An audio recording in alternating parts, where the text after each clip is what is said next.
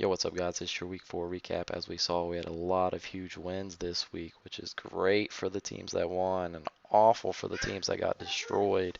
Um, wasn't predicted as many as the big victories that there were. Saw a few of them coming, as in maybe one or two. Derek cruising, but not the way he did. Also, here in the past week, we had a lot of trades get accepted, which is great for the league. This is actually the most trades that's probably happened in the league in the past 4 years. I mean, they're just rolling in every other day. I felt like there was a trade accepted this week. It was emails blowing up, just trade has been accepted. I'm just like, wow, this is crazy. And the dude making the most moves is Brandon, finally making some moves, which is great for him. We'll see how his team does this week with his last trade going into effect. I think. His new players will be on his team Tuesday. So we'll see how his team does this week. But let's move on to the week 4 recap. In our matchup of the week, we had a tie. Cody and Callie drew to a 6-6 tie. I don't think either team really looked that great against each other. I think Callie's team's finally starting to fall off to how I projected it to at the very beginning. She has no guards. I mean, getting no assists at all. With my team being so hurt, I had even more assists than she did this week. I didn't check see how many injuries she had, but I mean, still only 90 assists this week. That's a really low total. Moving on, Brett took care of business against Sean, 8-3-1 victory.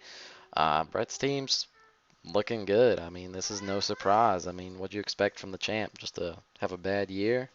I mean, no one's going to expect that. Still taking care of business like he's going to do probably here most of the time, especially this week. You want to have a really, you want to pad up some wins this week. But moving on through the rest of the league, Heath got a nice little victory against John, 7-4-1. I projected the triple double, it didn't happen. Um, but still, John put up a pretty good fight. I mean, John's team hasn't been really producing that well of late. Produced some good numbers this week. To my eyes, I mean, compared to everyone else. I mean, we're not in the power rankings yet, but I mean, we eventually will. Um, So moving on, Victor breezed on by Brandon this week, 11-1, 0, no ties, which is great for Victor.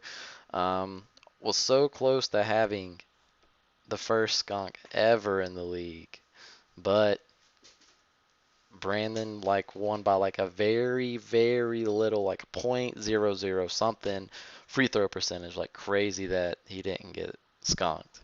But hey, congratulations on not getting skunked.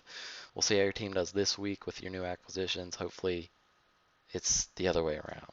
And Victor needed this to catch back up in the East, gaining on ground on Derek. But it's hard to do when Derek goes and beats Josh 11-0-1. Derek didn't even get a loss this week. He just got a tie and 11 more wins added on. Derek's running away in the East. I think the closest is Victor, but I think he's already 8 games behind Derek, which, I mean, mathematically you could make up in 1 week, but the way Derek's team's going, you're going to have to make it up in probably 5 weeks right now. I mean, his team's rolling. Um, the way Victor would say it if he was here, oh, weak schedule. But man, it doesn't matter who Derek's playing right now. He's just beating everyone in the power rankings. Show it. I mean, regardless of who he'd be playing, he's probably still number 1 or number 2 every week. I mean, he's got a good team this year. So and still, I think he's one of the teams that hasn't made a trade. I think there's only 3 or 4. So I mean, that's great to see someone that drafted an actual really good team. Moving on, I got absolutely destroyed this week by Rusty, 9-2-1.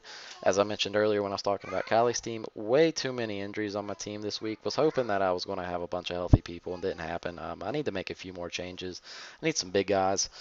I arguably have the best small forwards in the league right now with Jimmy Butler, Giannis, Kevin Durant, and Paul George, but they're not big guys that are going to get me a double-double every night and 10 plus rebounds.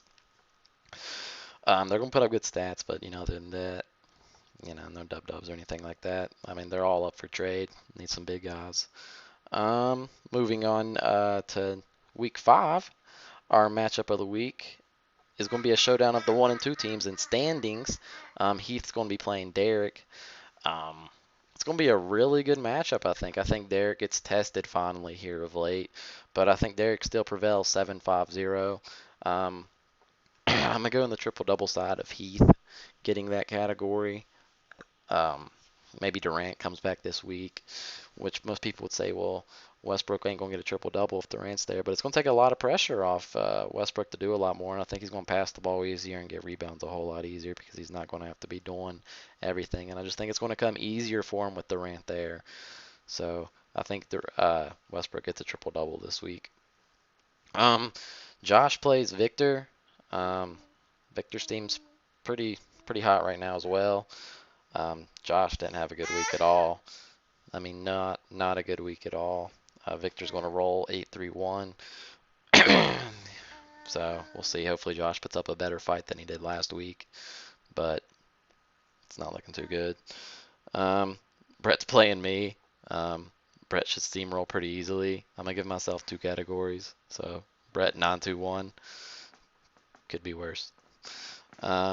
John's playing Brandon. This is great. The 2 worst teams are playing. I wanted to make this matchup of the week just because it was the 2 worst teams in standings playing. You know, they might actually not be the worst 2 teams. Just by standings, they are. And this is great. Something's good's got to happen for someone. Someone's going to get a win here and make the record better. So this is awesome. But I'm going to go with John, 7-4-1. He had a really good week, but arguably, I can't say much about Brandon's team because we haven't not seen it with all of his new acquisitions that he's made. So I'm gonna lead towards John off what he did last week. We'll see what Brandon's team does with all the new acquisitions this week. It could be really close, or it could just be one-sided either way. But I'm gonna go with John 7-4-1. Sean plays Cody, 2 people that are always hanging out, best buds. Should be a great rival between them 2. I'm going to lead towards Cody 6-5-1. Sean will make pickups. I think he's starting to slow down on him, which is good. Got to save that money. Of course, Sean would want bragging rights over Cody, and Cody same way back and forth. But I think Cody's team, he had a little bad week this week, but I think that was his first actually like rough week in stats wise. I mean, still he had 10 double doubles this past week, but I mean, there's just some low stats and some things that you haven't seen very much from his team this year. But I'm going to go with Cody 6-5-1. It's going to be close. It really is going to be close. And then our last matchup, Rusty's playing Callie. Rusty coming off one of his better weeks. Just not winning, but I mean stat-wise, one of his better weeks. Maybe his best week. And Callie's team, like I said, starting to slow down. I mean, she's probably going to be right there in rebounds with everyone in the top because, like I said, she's power forward, center heavy. Not as hard on the guard. So, I mean, her steal should be low. Assist should be low. I mean, I don't know. She's going to get dub-dubs. I'm still going to project her to win, though. I think Rusty maybe just had his first good week, got it over with, and maybe he's going to fall back to what we've been seeing. But I could be wrong. Maybe Rusty's team stays hot for another week. But I'm going to go Callie 6-5-1. So, I mean, I'm not like saying that Rusty's team's going to get killed or Callie's team's just going to steamroll. It's going to be close in my eyes, but I mean, they haven't played yet. Moving on, the standings. First, no surprise still, Derek sitting up there with a 38-6-4 record. That is the best record, obviously. He's the 1 seed. And he's first in the East. This is actually one of the most impressive records I've ever seen 4 weeks through. I mean, 6 losses. 6. That's it. Think about that. 6 losses, 4 weeks. Yeah, great average. Second is Heath with a 24-21-3 record. He's the 2nd seed because he's first in the West. As you can tell, that's a huge difference from Derek's record. But moving on to third actual standings now, as in record-wise. Victor with a 31-15-2 record. Moved himself up with that big win last week. But still, I mean, 8-game difference between him and Derek. That's just phenomenal. All right, Derek's just like, zoom, give me that 1 seed. Fourth is Brett with a 29-14-4 record. He's right behind. I think he's 8.5 games back of Derek. So, I mean, he's right there with Victor as well for the 3 seed. So, I mean, that's practically what they're fighting for right now is the 3 seed because it seems like Derek's piecing out on them. Fifth is Callie. Still in the top 5. I mean, we'll see how our team does. I've talked bad about it this whole video. But she's had good luck in this league, so it wouldn't surprise me if she gets assists out of her big guys here sooner or later. It just always turns that way for some reason. But her record is 24-20-4. Moving on to 6th is our first rookie. Talk about him all the time in these videos, probably like a broken record or something. He has a 24-21-3 record. Have not talked good about him this video. So we'll see how he comes back next week. Maybe I'll have high praise for him next week. Seventh is Sean with a 20-24-4 record. As you just noticed, that is our first losing record now. So there's losing records are starting to pile up more from last week, and just like what we were accustomed to last year. Eighth is Josh. Took a big hit. I think he was the second seed last week. Falls all the way down to eighth with a 21-26-1 record. That's what happens when you don't win a category. Boom. Like, ooh, that's not good. Ninth is Rusty with an 18-26-4 record. He moves up from 11th or 10th to 8th with a big victory over myself. That's great for Rusty. 10th is myself finally with a 17-27-4 record. I'm not looking too good. Need to make a few changes still. Say this every video. So, I mean, 11th is John with a 12-33-3 record. Moved himself out of the worst record last week. So that's great for John moving up. 12th is Brandon with a 10-35-3 record, only getting one category win last week. Moved him back down to last. As I talked about last video, finally got out of last. But we'll see. The 11-12 plays this week. It's going to be a very fun week for them too and everyone else in the league, I'm sure. But let's get to them power rankings. See how your team would have done this past week against everyone else's. First, Derek and Brett would have tied. I'm pretty sure is what I saw. But give it to Brett this week on 1. I saw that he could have done a little more, and I think Derek could have this week. Brett's cruising to another championship, maybe. I mean, 2 in a row. No one's ever done it. No one's even been on the trophy more than once. So Brett's looking strong right now. 2 is Derek. Like I said, he practically tied Brett. Derek's looking strong, stronger than ever. So that's just great for Derek. I mean, he's been up here literally almost every week, but maybe not the first week. I don't know. I don't remember the first week. It's 4 weeks in now. Third is Victor. Big improvement for Victor. As we always talk about, he does his VPI. Said he could have beat. It's funny because he said he could have beat the top 2 for the past all the weeks, but still not. Victor's very close to him, though. Very, very close to him. Made a big improvement this week. Still haven't been able to get the top notch over Brett, though. I think he's lost 6-5-1 to him almost every week. So, I mean, Victor's hanging with him. He's got to get a few more players to produce, and he's right there battling for the top 2 spots. Fourth is Heath. Huge week for Heath. I mean, we can't talk about it enough. Like, John really got unlucky because Heath's team produced so well, with his team producing much better than it has all year long. But Heath going to be great. Him and Derek this week. That's what's matchup of the week. 2-4 in power rankings. That's going to be a fun matchup. Moving on to 5th, just like I mentioned, John 5th this week. Huge upgrade. No one saw that coming. Like, no one. John up to 5th this week. Team produced some numbers this week, which is great for John. Still has made 0 trades. So that's great for John. As I've talked about, he probably needs to make a move to contend. But hey, if his team's going to do this, maybe not make a trade. I mean, I still think he does, but you know. We'll see. Sixth is Rusty. Huge upgrade for Rusty. I still think some teams did not produce this week, like Cody, the Callies. They just didn't produce some stats.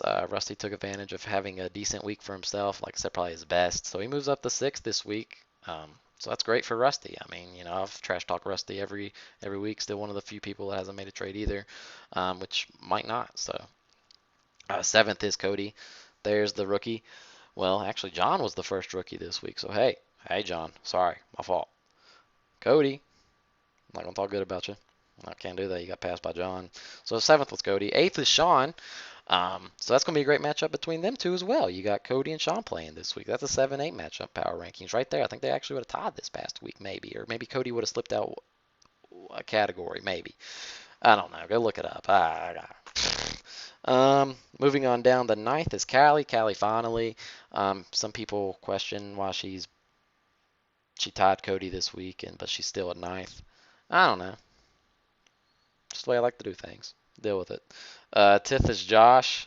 Bad week for Josh. It really wouldn't have mattered who he played. He was going to get beat by a lot of people this week. Big disappointment, actually, for Josh because he's been doing really well. So maybe Josh's team just took a hit. He did trade for Dim Cousins this week, so getting a big name center, but he did lose Orlando center because I can't pronounce his name right, and Alec Burks. So we'll see if it helps his team or hurts. Brandon 11th this week, not last, so that's great for Brandon. But this will be the real week to see how Brandon's team's doing, see if he needs to make any more trades at all for his team. You know, he could go all the way from 11th to 3rd next week in power rankings. I mean, just a matter of just all the trades he just did, or he could just stay where he's at. But we'll see. We'll see. Got a good week this week. 12th is myself. I'm not going to talk about myself. Just really bad. I mean, my team's a laughing stock right now. Ha ha ha ha. But nah, for real though, I need to get healthy and see how my team does. And then if I'm still struggling, I'm gonna make some moves. You can count on it. Um, don't know if I really have anything to mainly talk about. Just practically the trade thing. So I started off the video with. That's great that we got so many people trading. I think the people that haven't traded is Rusty, Callie, Derek. That's 3. I don't know of anyone else. Derek, Callie, Rusty. I think everyone else might have made a move. Um, so that's really good. Cody also wanted me to pass out to you guys as the only person that's actually wanted me to say anything to the league, since no one else ever wants me to.